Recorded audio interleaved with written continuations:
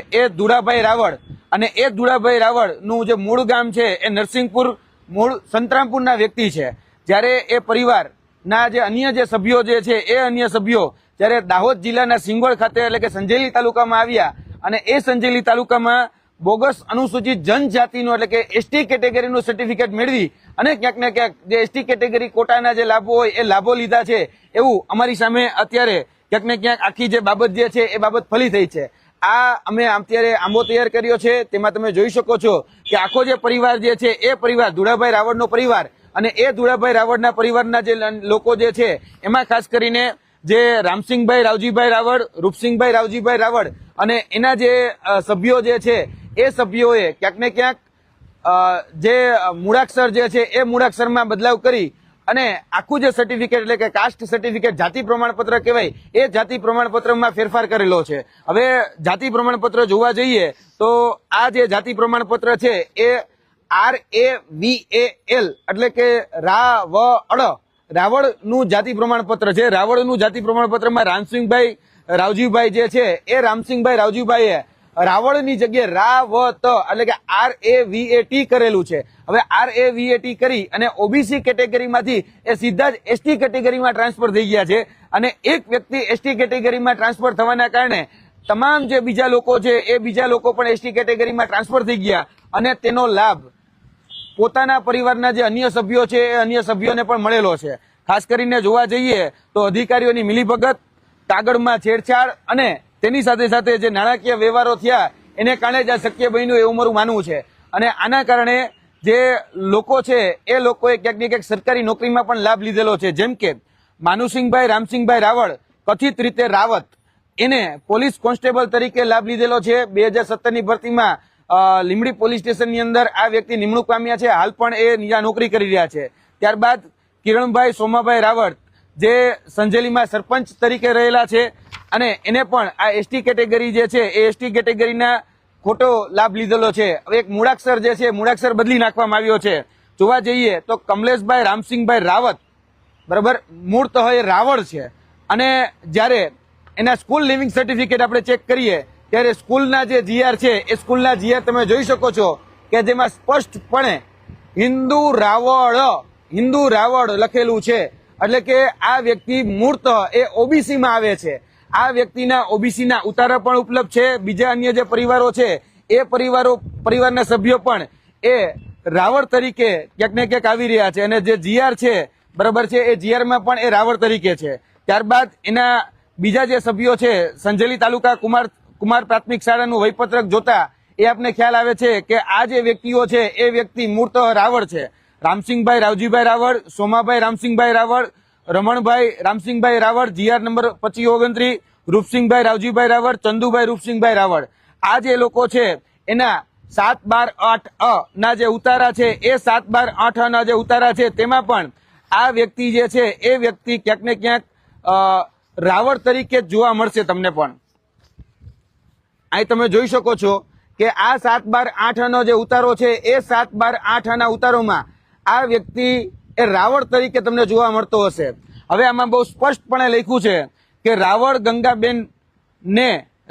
ગંગાબેન તે પુનાભાઈની વિધવા ખાતા નંબર 54 અને મરણ દાખલા નંબર 10 ના રોજ અવસાન થતા તેમના વારસદાર પુત્ર રાવળ રૂપસિંહભાઈનું અવસાન થતા તેમના સીધી લીટીના વારસદારો, આ સીધી લીટીના વારસદારો છે એ બધા જ વારસદારો એ રાવળ છે, રાવળ।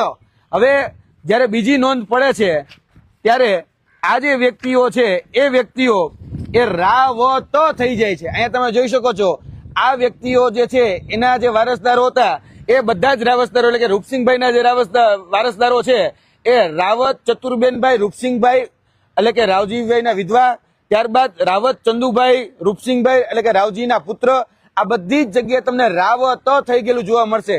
એટલે મારો કહેવાનું તાત્પર્ય એ છે કે 73AA નો જે કાયદો જે છે એ કાયદામાં પણ ક્યાંક ને ક્યાંક આ જે પરિવાર છે એ પરિવારે સેંધ મારેલી છે। તેની સાથે સાથે સરકારી નોકરી હોય તો સરકારી નોકરીમાં પણ સેંધ મારેલી છે। તલાટી, ત્યારબાદ શિક્ષક, ત્યારબાદ પોલીસ કોન્સ્ટેબલ જેવી પરીક્ષાઓની અંદર રાવત તરીકે નિમણૂક લીધેલી છે। ત્યારબાદ જે જિલ્લા પંચાયતની જે સીટો છે એ જિલ્લા પંચાયત તાલુકા પંચાયતની સીટોની અંદર પણ આ જે વ્યક્તિઓ છે એ વ્યક્તિઓ ક્યાંક ને ક્યાંક જોડાયેલા છે. આ કિરણભાઈ રાવળ જે આ કમલેશભાઈ રાવળ છે, આ જે અત્યારે નોકરીએ લાગેલા છે માનસુખભાઈ રાવળ જે લીંબડી ખાતે નોકરી કરી રહ્યા છે તે છે.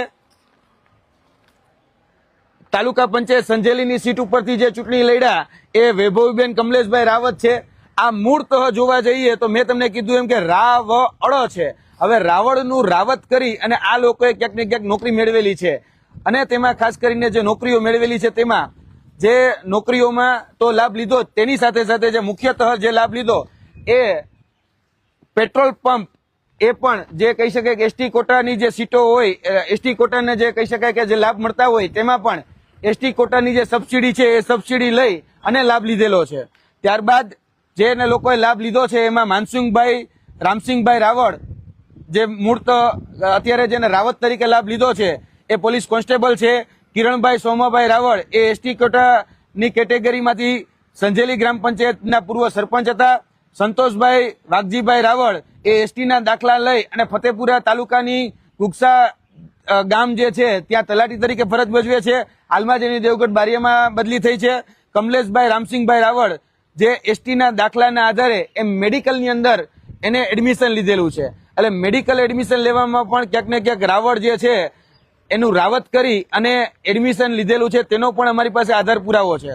આ સમગ્ર જે આધાર પુરાવો છે તેમાં અમે આ બધાના રોટી બેટી વ્યવહાર નક્કી જોયા ત્યારે કહી શકાય કે ગાંધીનગરના પાલજની અંદર આમનો રોટી બેટી વ્યવહાર થયેલો છે.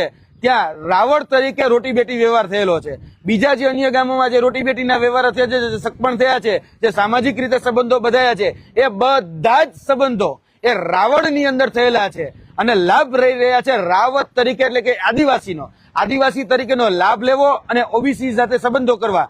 આ એની મૂર્ત જે રહી એ મોડસ ઓપરેન્ડી રહી છે. ક્યાંક ને ક્યાંક આના માધ્યમથી સરકારને અમે અપીલ કરવા માંગીએ છીએ કે જે લોકો ખોટી રીતે લાભ રહી રહ્યા છે તેને અટકાવવામાં આવે અને આની ઉપર વિજિલન્સની તપાસ કરવામાં આવે. તેની સાથે સાથે આની પર ફોજદારી ગુનો દાખલ કરવામાં આવે એવી આ માધ્યમથી અમારી માંગણી છે. જી, આપના પ્રશ્ન.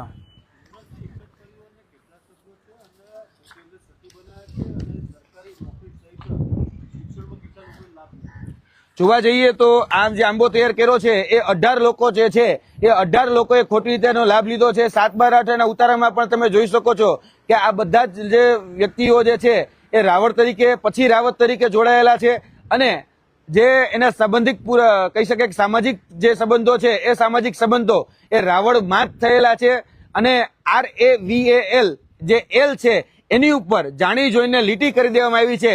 આ તમે કાસ્ટ વેરિફિકેશન નું સર્ટિફિકેટ જુઓ તો તમને સ્પષ્ટ દેખાશે RAVAL એલ છે એની પર ટી કરી નાખવામાં આવ્યો છે. RAVAT કરી અને ક્યાંક ને ક્યાંક એનો લાભ લીધો. એટલે લગભગ 18 જણા જે છે એને લાભ લીધો છે. અને જો આની મોડસ ઓપરેન્ડીની વાત કરવામાં આવે તો આ જે મોડસ ઓપરેન્ડી છે એ છે કે ખોટું પેઢીનામું બનાવવું, વારસાઈ બનાવી અને એ વારસાઈ બનાવી અને ક્યાંક ને ક્યાંક જે ભળતું નામ હોય એ ભળતું નામને 73 એની જમીનમાં કોઈનું ભળતું નામ હોય તો એમાં પહેલા નામ જોડી દેવું અને ખોટી વારસાઈના આધારે આ સર્ટિફિકેટ ઇસ્યુ કરવામાં આવે છે. આ માધ્યમથી સરકારશ્રીને પણ અપીલ કરીએ છીએ ફક્ત સોગંદનામાના આધારે એ કાસ્ટ સર્ટિફિકેટ કાઢી દેવામાં ન આવે.